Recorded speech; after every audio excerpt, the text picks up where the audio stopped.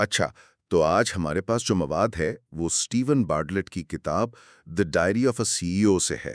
آج کل کافی بات ہو رہی ہے اس کتاب کی۔ جی بالکل، اور اس میں کامیابی کے کچھ بڑے دلچسپ اصولوں پر بات کی گئی ہے۔ اور کہا یہ جا رہا ہے کہ یہ اصول صرف کاروبار کے لیے نہیں ہے، زندگی کے کسی بھی شعبے میں کام آ سکتے ہیں۔ تو چلے ذرا گہرائی میں اترتے ہیں اور دیکھتے ہیں کہ اس میں کیا خاص ہے۔ بالکل، اور دیکھیں آج ہمارا مقصد صرف ان اصولوں کو گننا نہیں ہے۔ ہم یہ سمجھنے کی کوشش کریں گے کہ یہ ایک دوسرے سے جڑے کیسے ہوئے ہیں۔ بارٹلیٹ کا جو مول خیال ہے نا، وہ یہ ہے کہ کامیابی کوئی اتفاق نہیں ہے۔ کوئی لاٹری نہیں ہے کہ بس لگ گئی۔ بالکل، یہ ایک پورا سسٹم ہے، ایک مشینری ہے جسے آپ خود بنا سکتے ہیں، اور اس مشینری کے کچھ پرزے پروفیشنل ہیں تو کچھ بہت ہی ذاتی ہیں۔ اچھا، یہیں سے شروع کرتے ہیں۔ جب بھی کامیابی کی بات ہوتی ہے تو ذہن میں کیا آتا ہے؟ پیسہ، شہرت، کوئی بڑا عہدہ؟ جی لیکن یہ مواد جو ہے یہ اس عمارت کی بنیاد کہیں اور رکھتا ہے۔ بارٹلیٹ دو قسم کی بنیادوں کی بات کرتے ہیں، ایک پروفیشنل اور دوسری پرسنل۔ یہ سننے میں تھوڑا سیدھا سادہ نہیں لگتا؟ لگتا تو ہے، لیکن اصل میں اس کی گہرائی بہت زیادہ ہے۔ دیکھیں، پروفیشنل بنیاد تو وہ ہے جو سب سمجھتے ہیں، آپ کا علم، آپ کی مہارت، آپ کا تجربہ۔ بارٹلیٹ اسے کہتے ہیں ایسی دولت جسے کوئی چھین نہیں سکتا۔ آپ کی نوکری جا سکتی ہے، پیسہ ڈوب سکتا ہے، لیکن جو ہنر آپ کے دماغ میں ہے وہ تو ہمیشہ آپ کے ساتھ رہے گا، ہے نا؟ ٹھیک ہے، یہ تو سمجھ آتا ہے، لیکن یہ دوسری بنیاد یعنی پرسنل، اس کا کیا مطلب ہے؟ اور یہی وہ نقطہ ہے جہاں زیادہ تر لوگ مار کھا جاتے ہیں، اور بارٹلیٹ اسی پر سب سے زیادہ زور دیتی ہیں۔ ذاتی بنیاد کا مطلب ہے آپ کی صحت۔ صحت؟ جی صحت، اور صرف جسمانی صحت نہیں، ذہنی، جذباتی، روحانی، سب کچھ۔ ان کے بغیر آپ کی بہترین مہارتیں بھی بیکار ہیں۔ یوں سمجھیں کہ یہ انجن ہے اور آپ کی مہارتیں گاڑی کی باڈی۔ اگر انجن ہی خراب ہو تو چمکتی ہوئی باڈی کا کیا فائدہ؟ یہاں وارن بفٹ کی ایک مثال ہے جو کمال کی ہے۔ وہ کہتے ہیں کہ فرض کریں آپ کو زندگی بھر کے لیے صرف ایک گاڑی دی جائے، صرف ایک، اور کوئی دوسری نہیں ملے گی؟ کوئی دوسری نہیں ملے گی۔ تو آپ اس کا کتنا خیال رکھیں گے؟ بہترین تیل، وقت پر سروس، ہر چھوٹی سے چھوٹی خرابی کو فوراً ٹھیک کروائیں گے؟ ظاہر ہے۔ تو بارٹلیٹ کہتے ہیں کہ ہمارا جسم اور دماغ بھی تو وہی ایک گاڑی ہے۔ ہمیں ایک ہی ملا ہے، دوسرا نہیں ملے گا۔ اور ہم اس کے ساتھ کیا کرتے ہیں؟ ہم اسے بالکل نظر انداز کرتے ہیں۔ آج کی جو ہسل کلچر ہے اسے ہی دیکھ لیں، دن میں 16 گھنٹے کام کرنا، نیند کو کمزوری سمجھنا، بالکل، ذہنی دباؤ کو کامیابی کی قیمت سمجھنا، یہ سب اسی ایک گاڑی کو تباہ کرنے کے طریقے ہیں۔ مجھے یاد ہے جب میں اپنی کیریئر کے شروع میں تھی، میں بھی یہی سوچتی تھی۔ اچھا؟ جی، اور نتیجہ کیا نکلا؟ کچھ عرصے بعد میری کارکردگی بہتر ہونے کے بجائے گرنے لگی۔ میں جسمانی طور پر تو دفتر میں ہوتی تھی، لیکن میرا دماغ وہ تھک چکا تھا۔ تب مجھے احساس ہوا کہ میں سب سے اہم اثاثے کو ہی نظر انداز کر رہی تھی۔ ویسے ہی بارٹلیٹ کامیابی کی خاموش بنیاد کہتے ہیں نا؟ جی، یہ نظر نہیں آتی، لیکن اس کے بغیر کوئی عمارت کھڑی نہیں رہ سکتی۔ تو اگر کوئی اپنی صحت اور ہنر دونوں پر کام کر رہا ہے تو ایک مضبوط بنیاد بن رہی ہے، لیکن میں نے اکثر دیکھا ہے لوگ یہ سب کچھ کرنے کے باوجود آگے نہیں بڑھ پاتے۔ ایسا لگتا ہے کوئی چیز انہیں ذہنی طور پر روکے ہوئے ہے۔ بالکل، اور یہیں پر بارٹلیٹ مائنڈ سیٹ یعنی ذہنیت کے قانون پر بات کرتے ہیں۔ بنیادیں مضبوط ہونے کے بعد بھی اگر آپ کی سوچ، آپ کا ذہنی رویہ ٹھیک نہیں تو آپ پہلا قدم نہیں اٹھا پائیں گے۔ اور یہاں وہ ایک بہت ہی دلچسپ نفسیاتی ٹیکنیک کا ذکر کرتے ہیں، اسے کہتے ہیں question behaviour effect. Question behaviour effect, یہ کیا چیز ہے؟ نام تو کافی ٹیکنیکل لگ رہا ہے۔ نام تکنیکی ہے، لیکن تصور بہت سادہ اور بہت طاقتور ہے۔ یہ کہتا ہے کہ خود کو حکم دینے کے بجائے خود سے سوال کرنا زیادہ مؤثر ہے۔ اچھا، وہ کیسے؟ مثال کے طور پر آپ فیصلہ کرتے ہیں میں کل سے جم جاؤں گا، یہ ایک حکم ہے۔ آپ کا دماغ ایک باغی بچے کی طرح اس کے خلاف مزاحمت کر سکتا ہے، وہ بہانے بنائے گا۔ آج تھکاوٹ ہے، موسم ٹھیک نہیں، کل سے پکا، یہ تو سب کے ساتھ ہوتا ہے۔ بالکل، لیکن اگر آپ خود سے پوچھیں کیا میں کل جم جاؤں گا، تو اس سے کیا بدلے گا؟ زمین آسمان کا فرق پڑے گا۔ جب آپ سوال پوچھتے ہیں تو آپ اپنے دماغ کو حکم نہیں دے رہے، آپ اسے ایک انتخاب دے رہے ہیں۔ اب اسے ہاں یا نہ میں جواب دینا ہے. یہ ایک فیصلہ سازی کا عمل بن جاتا ہے. اور جب آپ خود سے یہ سوال پوچھ کر ہاں کا فیصلہ کرتے ہیں تو آپ اپنے ساتھ ایک عہد کر رہے ہوتے ہیں. آپ نے خود کو جواب دہ بنا لیا. یہ تو واقعی دلچسپ ہے. یعنی مجھے یہ رپورٹ آج ختم کرنی ہے کہنے کے بجائے اگر میں خود سے پوچھوں کیا میں یہ رپورٹ آج ختم کروں گا تو میرے عمل کرنے کا امکان بڑھ جائے گا. جی، کیونکہ آپ نے خود کو ایک انتخاب دیا اور پھر اس کی ذمہ داری لی. لیکن کیا یہ ہر صورتحال میں کام کرتا ہے؟ مطلب اگر کوئی بہت ہی مشکل کام ہو تو صرف سوال پوچھنے سے کیا واقعی فرق پڑے گا؟ یہ بہت اچھا سوال ہے. دیکھیں، یہ تکنیک بنیادی طور پر اندرونی مزاحمت کو کم کرنے کے لیے ہے. یہ کوئی جادو کی چھڑی نہیں ہے، لیکن یہ پہلا قدم اٹھانے کی راہ ہموار کرتی ہے. ٹھیک ہے. جب ہم خود کو بااختیار محسوس کرتے ہیں نا تو مشکل کام بھی آسان لگنے لگتے ہیں. یہ سوچ کی ایک چھوٹی سی تبدیلی ہے جو عمل کے دروازے کھولتی ہے. ٹھیک ہے، تو سوچ کو صحیح سمت میں ڈال دیا. اب عمل کی باری ہے. لیکن عمل کرنے میں سب سے بڑی رکاوٹ ہوتی ہے غیر یقینی صورتحال کا ڈر. بالکل. ہم ہمیشہ 100% گارنٹی چاہتے ہیں کہ ہمارا فیصلہ درست ہو. یہاں باراک اوباما کا ایک حوالہ دیا گیا ہے جو اس مسئلے کا حل بتاتا ہے. جی، اور یہ اصول بہت سے لوگوں کے لیے زندگی بدل دینے والا ثابت ہو سکتا ہے. اوباما کا کہنا ہے کہ کسی بھی بڑے فیصلے کے لیے آپ کو کبھی بھی 100% یقین نہیں ملے گا. کبھی بھی نہیں؟ کبھی بھی نہیں.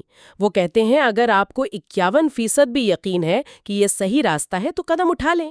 صرف 51%؟ جی، یہی وہ جگہ ہے جہاں زیادہ تر لوگ پھنس جاتے ہیں. وہ انالیسس پیرالائسس کا شکار ہو جاتے ہیں. مطلب اتنا زیادہ سوچتے ہیں کہ کوئی عمل ہی نہیں کر پاتے. یہ 51% والا اصول سننے میں تو بہت اچھا ہے، لیکن عملی زندگی میں یہ خطرناک نہیں؟ خاص طور پر جب بات کریئر بدلنے کی ہو یا کوئی بڑا مالی فیصلہ، تو کیا صرف 51% یقین پر چھلانگ لگا دینا بے وقوفی نہیں کہلائے گی؟ آپ کی بات میں وزن ہے. بارٹلیٹ کا مقصد لاپرواہی کی ترغیب دینا نہیں ہے. اچھا. اس کا مطلب یہ نہیں کہ آپ تحقیق نہ کریں یا آنکھیں بند کر کے کود جائیں. اس کا مطلب یہ ہے کہ آپ نے اپنی تحقیق کر لی، اپنے ممکنہ نتائج پر غور کر لیا اور اب آپ 51% پر ہیں. باقی 49% غیر یقینی صورتحال ہمیشہ رہے گی. ہمیشہ. یہ اصول اس انالیسس پیرالائسس کا علاج ہے. جہاں لوگ 100% یقین کے انتظار میں کبھی قدم ہی نہیں اٹھاتے، وہ بہترین موقع کے انتظار میں تمام اچھے موقع گوا دیتے ہیں. تو یہ اصول دراصل عمل شروع کرنے کے لیے ہے، پہلا قدم اٹھانے کے لیے، کیونکہ جب تک کوئی پانی میں اترے گا نہیں اسے گہرائی کا اندازہ نہیں ہوگا. بالکل. عمل کرنے سے ہی وضاحت آتی ہے. جب آپ پہلا قدم اٹھاتے ہیں تو راستہ خود بخود واضح ہونا شروع ہو جاتا ہے. آپ کو نئی معلومات ملتی ہیں، نیا تجربہ ہوتا ہے. لیکن اگر کوئی کنارے پر کھڑے ہو کر ہی سوچتا رہے گا تو کبھی دریا پار نہیں کر پائے گا. ٹھیک ہے، مان لیا ہم نے 51% یقین پر قدم اٹھا لیا، لیکن اس بات کا بھی تو قوی امکان ہے کہ ہم ناکام ہو جائیں. جی بالکل ہے. اور ہمارے معاشرے میں ناکامی کو ایک بہت بڑے دھبے کے طور پر دیکھا جاتا ہے. تو پھر اس ناکامی کے خوف سے کیسے نمٹا جائے؟ یہیں پر بارٹلیٹ کا اگلا قانون آتا ہے جو شاید اس پوری کتاب کا نچوڑ ہے. وہ کہتے ہیں ناکامی آپ کی دشمن نہیں، یہ معلومات ہے. ناکامی معلومات ہے؟ جی، یہ ایک انقلابی سوچ ہے. ہم ناکامی کو ذاتی شکست سمجھتے ہیں، اپنی قابلیت پر حملہ سمجھتے ہیں. لیکن بارٹلیٹ کہتے ہیں کہ ہر ناکامی دراصل ایک فیڈ بیک ہے، ایک ڈیٹا پوائنٹ ہے جو آپ کو بتا رہا ہے کہ یہ طریقہ کام نہیں کر رہا، اب کچھ اور آزماؤ. یہ تو بالکل سائنسدانوں کی طرح سوچنا ہوا. وہ جب کوئی تجربہ کرتے ہیں اور وہ ناکام ہو جاتا ہے تو وہ اسے اپنی ذاتی ہار نہیں سمجھتے. وہ اسے ایک نتیجہ سمجھتے ہیں جو انہیں بتاتا ہے کہ یہ مفروضہ غلط تھا، اب کوئی دوسرا آزمانا چاہیے. وہ ہر ناکام تجربے سے کچھ سیکھتے ہیں جو انہیں کامیابی کے قریب لے جاتا ہے. آپ نے بالکل صحیح کہا. جو لوگ زیادہ کوشش کرتے ہیں وہ زیادہ ناکام ہوتے ہیں اور اسی لیے وہ سب سے زیادہ سیکھتے ہیں. ہر ناکامی آپ کے علم میں اضافہ کرتی ہے. اچھا. اگر آپ ایک کاروبار شروع کرتے ہیں اور وہ نہیں چلتا تو آپ ناکام نہیں ہوئے، بلکہ آپ نے یہ سیکھا ہے کہ کاروبار کیسے نہیں چلانا. یہ علم اگلی کوشش میں آپ کی سب سے بڑی طاقت ہوگا. تو جو لوگ ناکامی سے ڈرتے ہیں وہ دراصل سیکھنے سے ڈرتے ہیں. بالکل. اور جو سیکھنا بند کر دیتا ہے اس کی ترقی رک جاتی ہے. تو یہ تو ایک مکمل چکر بن گیا. یعنی سب سے پہلے علم اور ہنر کی بنیاد، جی، پھر اپنی جسمانی اور ذہنی صحت کا خیال رکھنا، تاکہ آپ اس علم کو استعمال کرنے کے قابل ہوں۔ پھر اپنی سوچ کو صحیح کرنا، خود سے طاقتور سوال پوچھ کر عمل کے لیے تیار ہونا، اس کے بعد 51% یقین کے ساتھ قدم اٹھانا، مکمل گارنٹی کا انتظار کیے بغیر۔ اور آخر میں ہر ناکامی کو معلومات سمجھ کر اس سے سیکھنا اور اپنے راستے کو بہتر بنانا۔ یہ سب ایک دوسرے سے جڑے ہوئے ہیں؟ جی، یہ ایک دوسرے کے بغیر نامکمل ہے۔ اگر آپ کی صحت ٹھیک نہیں تو آپ میں ناکامی کا سامنا کرنے کی ہمت نہیں ہوگی۔ اگر آپ کا مائنڈ سیٹ منفی ہے تو آپ کبھی 51% پر قدم نہیں اٹھائیں گے۔ اور اگر کوئی ناکامی سے ڈرتا ہے تو وہ کچھ نیا آزمائے گا ہی نہیں۔ بالکل، اور اس کا علم اور ہنر وہیں کا وہیں رہ جائے گا۔ یہ سب مل کر ایک ایسا نظام بناتے ہیں جو دیر پا کامیابی کی ضمانت دیتا ہے۔ یہ سب تھیوری میں تو بہت اچھا لگ رہا ہے، لیکن اب سب سے اہم سوال، ان اصولوں کو روزمرہ کی زندگی میں کیسے لایا جائے؟ صرف جاننا کافی نہیں ہے۔ کوئی شخص کل صبح سے اگر اسے اپنانا چاہے تو اسے کیا کرنا ہوگا؟ مواد میں اس کے لیے کچھ بہت ہی عملی اور سادہ اقدامات بتائے گئے ہیں۔ کوئی راکٹ سائنس نہیں ہے۔ اچھا، پہلا قدم، علم اور ہنر پر سرمایہ کاری کریں، اور اس کا مطلب صرف کورس کرنا یا ڈگری لینا نہیں ہے۔ اس کا مطلب ہے روزانہ 20 منٹ اپنی فیلڈ سے متعلق کچھ پڑھنا یا کچھ سننا۔ جی، کسی ماہر کی گفتگو سننا، اپنے ہنر کو بہتر بنانے کے لیے جان بوجھ کر کوشش کرنا۔ دوسرا، صحت کو ہر حال میں پہلی ترجیح بنائیں۔ یہ بہت مشکل لگتا ہے، لیکن اسے آسان بنایا جا سکتا ہے۔ کیسے؟ روزانہ صرف 30 منٹ کی واک، رات کو سونے سے 1 گھنٹہ پہلے اسکرین سے دوری، دن میں 5 منٹ آنکھیں بند کر کے گہری سانسیں لینا۔ یہ چھوٹی چھوٹی چیزیں ہیں۔ اور ذہنیت اور عمل کے بارے میں کیا؟ تیسرا قدم وہی ہے، فیصلے کرتے وقت خود سے سوال پوچھیں، کیا میں آج اپنا کام وقت پر مکمل کروں گا؟ اس چھوٹی سی عادت کو اپنائیں۔ چوتھا، چھوٹے مگر مسلسل قدم اٹھائیں، بڑے چھلانگ لگانے کی کوشش نہ کریں۔ یعنی اگر کتاب لکھنی ہے تو روزانہ 500 الفاظ کا ہدف نہ رکھیں، صرف 100 الفاظ کا رکھیں، بس اسے ہر روز کریں۔ اور پانچواں اور سب سے اہم، ناکامی کو ریفریم کریں۔ جب کچھ غلط ہو تو خود کو کوسنے کے بجائے صرف ایک سوال پوچھیں، میں نے اسے کیا سیکھا؟ اور اسے کہیں لکھ لیں۔ جی، اسے کہیں لکھ لیں، یہ آپ کی سیکھنے والی ڈائری بن جائے گی۔ اور آخر میں ایک بہت ہی اہم بات کہی گئی ہے جو ان تمام نکات کو جوڑتی ہے، کامیابی شدت سے نہیں، مستقل مزاجی سے ملتی ہے۔ Intensity versus consistency. بالکل، ایک دن 10 گھنٹے جم جانے سے کچھ نہیں ہوگا، لیکن روزانہ 30 منٹ جانا زندگی بدل دے گا۔ یہی اصول ہر شعبے میں لاگو ہوتا ہے۔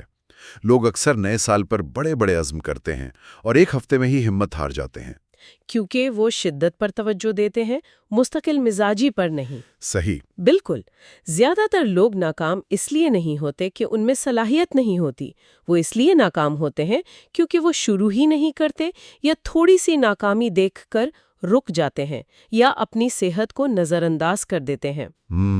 یہ اصول ان تمام رکاوٹوں کو دور کرنے کا ایک نقشہ فراہم کرتے ہیں۔